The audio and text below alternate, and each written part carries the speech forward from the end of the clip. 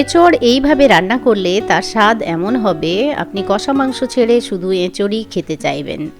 নমস্কার দর্শক বন্ধুরা, আজ আপনাদের সাথে শেয়ার করব এঁচড়ের একটি তরকারি রেসিপি। তরকারিটি বানানোর জন্য প্রথমে আমি ডুমো ডুমো করে এঁচড় কেটে নিয়েছি, সঙ্গে আলু ডুমো ডুমো করে কেটে নিয়েছি। প্রথমে কড়াইতে প্রায় 250 ml পরিমাণ জল দিয়ে তার মধ্যে হাফ চা চামচ লবণ ও 1/4 চা চামচ হলুদ গুঁড়ো দিলাম। লবণ ও হলুদ জলের মধ্যে মিশিয়ে নিচ্ছি। জলটা ভালো করে গরম করে নেব। এরপর কেটে রাখা এঁচড় এবং আলু জলের মধ্যে দিয়ে দিলাম। ঢাকা দিয়ে মিনিট 10 ফুটিয়ে নেব। এখানে আমি 500 গ্রাম এঁচড় এবং 200 গ্রাম পরিমাণ আলু নিয়েছি। এখন অন্য একটি পাত্রে অল্প পরিমাণ জল নিলাম। জলের মধ্যে হাফ চা চামচ হলুদ গুঁড়ো, হাফ চা চামচ লাল লঙ্কার গুঁড়ো, ধনে গুঁড়ো হাফ চা চামচ, জিরা গুঁড়ো হাফ চা চামচ দিলাম। সমস্ত মশলা একসঙ্গে ভালো করে জলের মধ্যে গুলে নেব। ইতিমধ্যে 10 মিনিট হয়ে গেছে, এঁচড় সেদ্ধ হয়ে গেছে। এঁচড় এবং আলু কড়াই থেকে তুলে অন্য একটি পাত্রে রাখলাম। এঁচড় যাতে খুব ভালোভাবে সেদ্ধ হয় সেদিকে খেয়াল রাখবেন। এরপর কড়াইতে 1 টেবিল চামচ সরষের তেল দিয়ে বেশ ভালো করে গরম করে নেব। তেল গরম হয়ে এসেছে, এখন সেদ্ধ করে রাখা এঁচড়গুলো কড়াইতে দিয়ে দেব। মাঝারি আঁচে রেখে নাড়াচাড়া করে এঁচড়গুলো ভেজে নেব। এঁচড়গুলোতে হালকা সোনালি রং ধরেছে, এখন কড়াই থেকে তুলে নেব।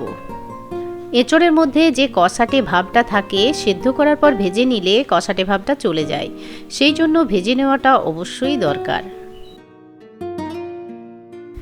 এরপর কড়াইতে 1 টেবিল চামচ সরষের তেল দিয়ে গরম করে নেব। গরম তেলে কয়েকটা গোটা গরম মশলা, 2টো তেজপাতা ও 1/4 চা চামচ চিনি দিয়ে ভালো করে ভেজে নেব। গরম মশলা ভাজা হয়ে সুন্দর গন্ধ উঠতে শুরু করেছে। এখন 2 টেবিল চামচ পরিমাণ কুচানো পেঁয়াজ দিয়ে লালচে বাদামি করে ভেজে নেব। পেঁয়াজে লালচে বাদামি রং ধরেছে, এখন 1 চা চামচ করে পেঁয়াজ বাটা, রসুন বাটা ও আদা বাটা দিয়ে মাঝারি আঁচে রেখে মশলা কষিয়ে নেব। পেঁয়াজ, আদা, রসুনের কাঁচা গন্ধ চলে যাওয়া পর্যন্ত কষিয়ে নিতে হবে। সঙ্গে স্বাদমতো লবণ দেব। এখানে আমি হাফ চা চামচ পরিমাণ লবণ দিয়েছি। এরপর আগে থেকে জল দিয়ে গুলে রাখা মশলা এর সঙ্গে দিয়ে আবারও কষাতে থাকব। এইভাবে গুঁড়ো মশলা জলে গুলে নিলে মশলা পুড়ে যাবার সম্ভাবনা থাকবে না। মিনিট খানেক কষিয়ে নেওয়ার পর 1 চা চামচ কাশ্মীরি লাল লঙ্কার গুঁড়ো দিয়ে আবারও কষিয়ে নেব।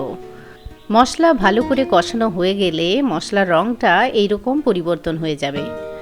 এখন 2 টেবিল চামচ পরিমাণ টমেটো পিউরি দিয়ে নাড়াচাড়া করে কষিয়ে নেব। টমেটো পিউরির পরিবর্তে টমেটো সস ব্যবহার করা যেতে পারে। মশলা কষানো হয়ে এরকম তেল আলাদা হতে শুরু করলে এর মধ্যে সেদ্ধ করে ভেজে রাখা এঁচড়গুলো দিয়ে দেব।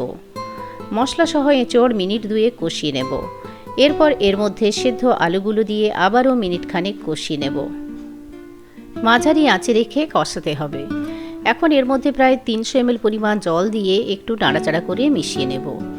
এরপর ঢাকা দিয়ে মিনিট 5 জন্য ফুটিয়ে নেব। 5 মিনিট পর ঢাকা খুলে 1 চা চামচ গরম মশলার গুঁড়ো দিয়ে মিশিয়ে নেব। সঙ্গে হাফ চা চামচ ঘি দিয়ে মিশিয়ে নিলাম। আপনারা চাইলে ঘিয়ের পরিমাণ বাড়াতে পারেন। ঘিয়ের পরিমাণ বাড়ালে তরকারির স্বাদ এবং সুগন্ধ দুটোই বাড়বে। মিনিট খানেক দমে রাখার পর কড়াই থেকে নামিয়ে নেব। এরই সঙ্গে দুর্দান্ত স্বাদের এঁচড়ের এই তরকারিটি পরিবেশনের জন্য একেবারে প্রস্তুত হয়ে গেল। এই তরকারিটি ফ্রাইড রাইস, লুচি বা পরোটার সঙ্গে পরিবেশন করলে ভালো লাগবে। আমার আজকের এই রেসিপিটি আপনাদের ভালো লেগে থাকলে লাইক, শেয়ার ও কমেন্ট করতে ভুলবেন না। নতুন নতুন রেসিপির জন্য আমার চ্যানেল সাবস্ক্রাইব করবেন। সবাই ভালো থাকবেন, সুস্থ থাকবেন। ধন্যবাদ।